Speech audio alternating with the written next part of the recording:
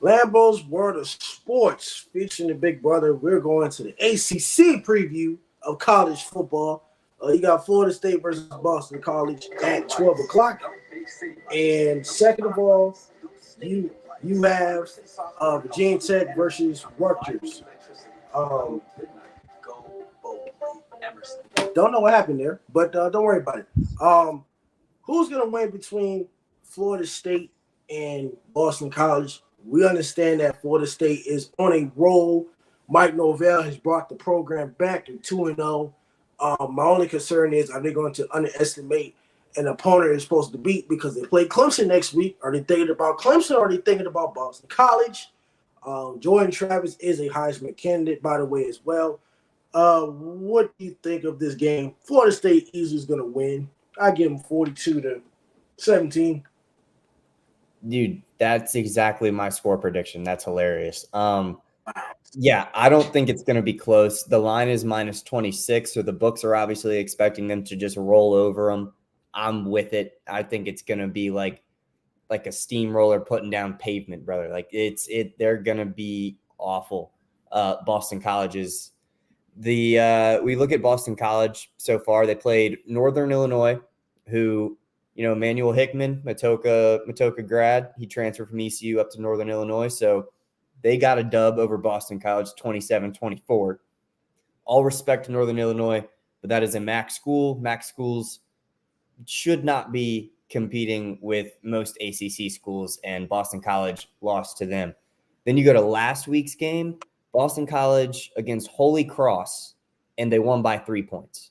So I don't think this game is going to be close at all. Obviously, both of our predictions are reflective of that.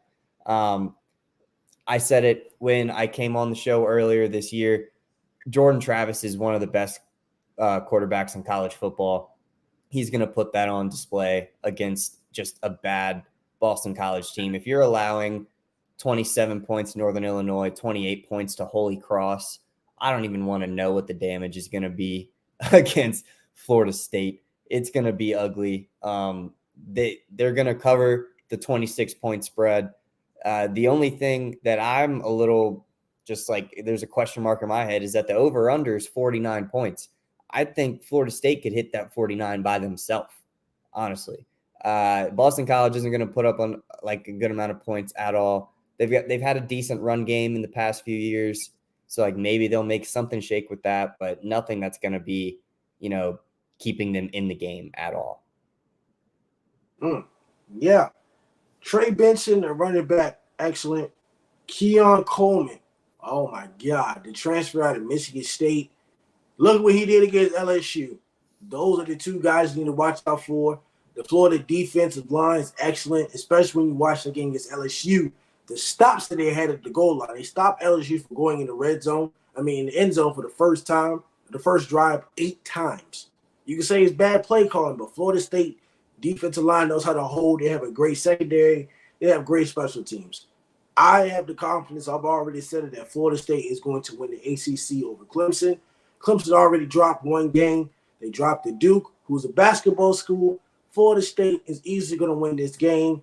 And like I said, don't underestimate your opponent for Clemson because that's going to be a primetime game next week at 12. But here's the game we need to talk about, and this will probably go on a rant for a while. Virginia Tech versus Rutgers. Virginia Tech, by the way, is good at basketball, but the football program is a little bit shaky right now in the second year. I'm not calling for Brent Pryce's job. I'm just calling for that man to send him a prayer to start Kyron Drones as the quarterback.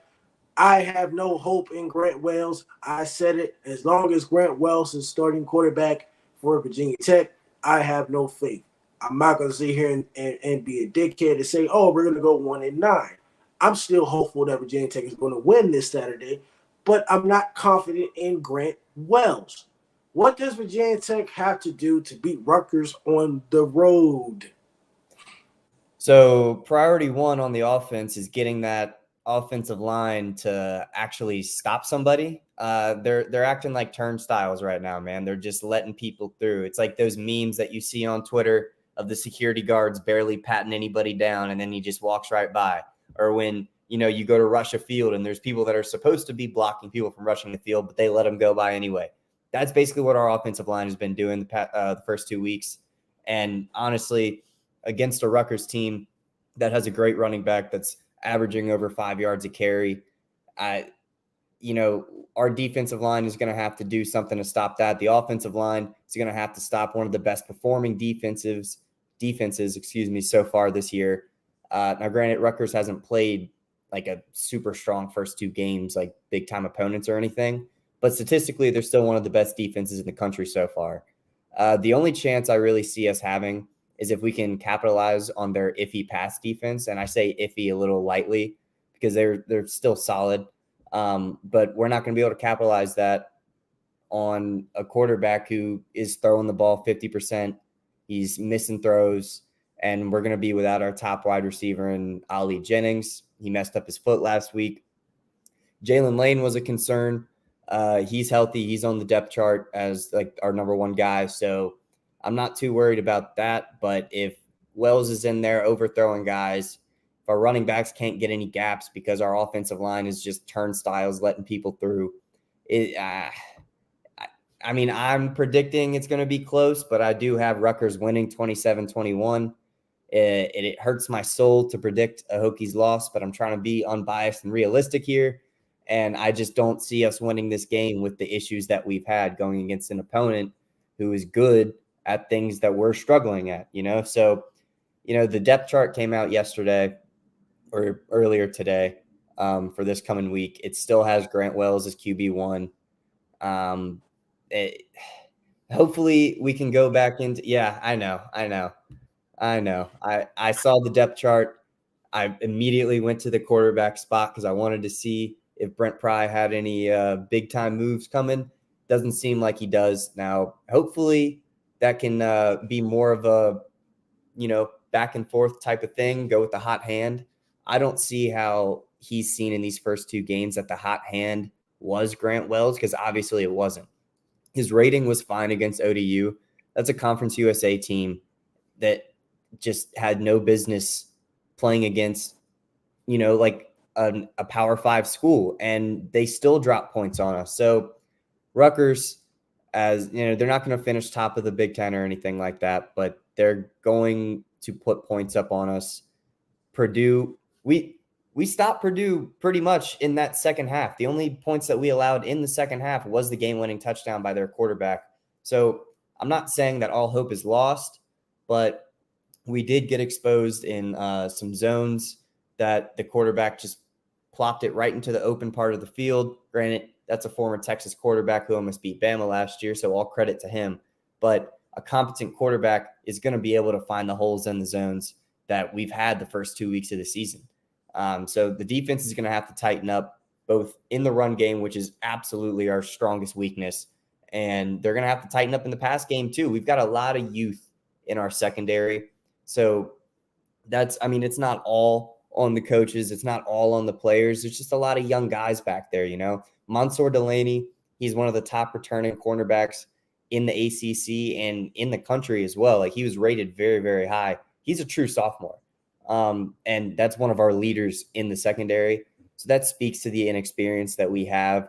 The staff, obviously, this is only their second year, first year with this defensive play caller. So we're going to have to get on a roll at some point, but I don't think starting 1 and 2 is going to completely derail the year. But I don't have, as an unbiased reporter here, I don't have the Hokies winning this game. Well, I want the Hokies to win. So I'm going to pick the Hokies to win. It's going to be 24-23. They will win by 1 point because of the defense. We don't know who Rutgers' quarterback is. So supposedly our quarterbacks will be better than ours. Oh, by the way, it said Rutgers has 68% chance of winning, which is not good at all. I think I'm going to switch my pick to Rutgers. Actually, you know what? I'd take 5 seconds if I want to go Tech or Rutgers. You know what? I'm going to stick with Tech for right now. I'm gonna keep it at Tech. You can put the chalk on and keep it at Tech. Tech will win, but if it said Rutgers has 70% chance of winning, that's gonna be tough. By the way, me being a Tech fan, I will panic if they go 1-2. Here's why I'll panic, because after that, you play Marshall. After that, you play Pittsburgh. After that, you play Florida State. Not an easy opponents going down forward. And between those three, you look like you can lose 2 out of 4. So I'm not very confident in the next 4 games after Rutgers, especially in a few weeks. You play Florida State on the road. They play 3 out of 4 games on the road. They don't have a home game until the 30th, and then the next home game isn't until the 14th of October. So I'm very concerned as far as that from Virginia Tech. Brent Pry, can you just please start Kyron Jones? Please start him. Yeah, it needs to happen. Just put him in the game. Just put him in the first play of the game.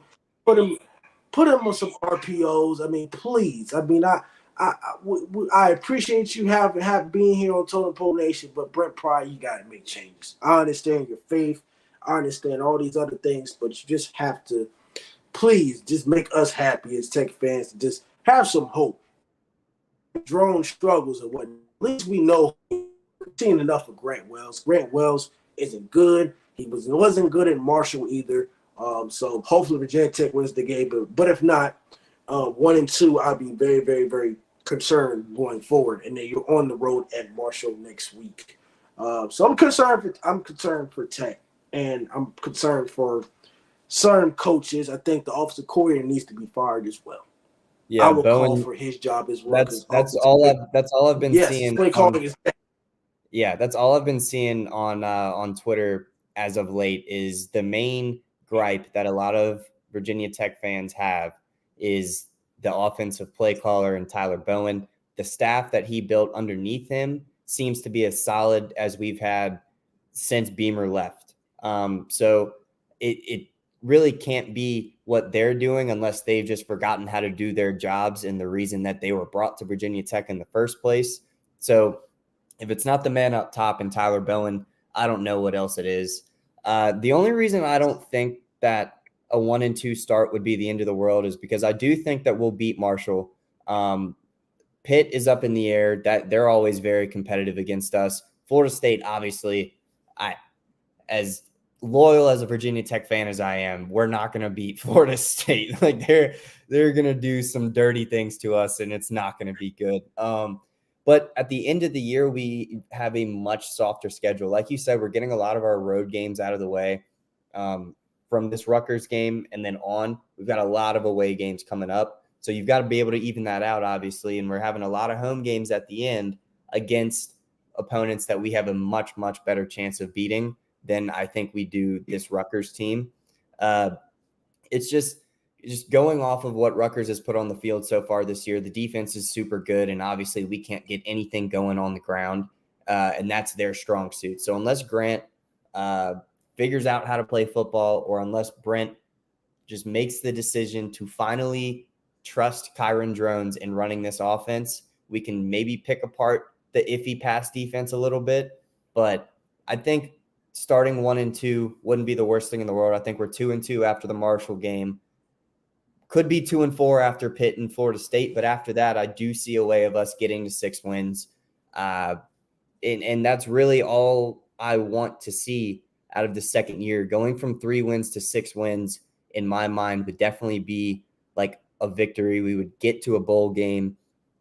And at the end of the day, that's all you need in the second year of a total rebuild, where I've said this multiple times, he's flipped 60% of the roster. Like he's doing his job in getting the guys that he wants in there. He's obviously a hell of a recruiter. He was a big part of that Penn State recruiting classes that they've been bringing in the past 6 years or whatever it is. Like he's very good at recruiting, and he's very good at recruiting within Virginia and our footprint as a whole. That's where he was recruiting guys from Penn State. And so I think his goal, he said this in a podcast in the past, his goal is to reclaim this footprint around Virginia Tech, that radius of a certain amount of miles, the surrounding states, everything like that. We got two really high caliber receivers from Tennessee in this past one. We've already seen Aiden Green in both games so far. So starting 1 and 2 wouldn't be the end of the world for me. Just we're going to have to be able to capitalize on the weaker schedule. And given that weaker schedule at the end of the year is at home, if we can capitalize on that, we'll go 6-6. We'll make a bowl game, and that's all you need in the second year of a tenure. If Grant Wells is starting quarterback for the rest of the year, Virginia Tech will go 5. My opinion would change. Virginia Tech will go 5-7, and Grant Wells is starting quarterback. If they have drones or they mix them up, or if Virginia Tech wins their home games correctly, I got Virginia Tech at 8-5. 8-5 will be realistic. I'd love it if it was true. I'd love it if it was true. 8-5 if you don't put Grant Wells in there and your defense somewhat steps up and stops the run. But that is it for LAMBO'S World of Sports. Our last video is going to be Texas versus Wyoming. It's not a primetime game, but it is a primetime game because Wyoming's undefeated. Texas is undefeated. Can Texas still have that dominance they had against Alabama, or are they a fluke? Or is Wyoming going to upset teams? They upset Texas Tech in week 1. Is Wyoming a sleeper team out in the West? That'd be the next episode of LAMBO'S World of Sports. But LAMBO'S World of Sports, Sideline Sports Network, that is all the recap for the ACC. We will tune in the next 5 minutes. We will recap the Big 12, Texas versus Wyoming. Will Texas win, or will Wyoming pull up the upset? We'll see how that goes. LAMBO'S World of Sports. We'll catch you later on.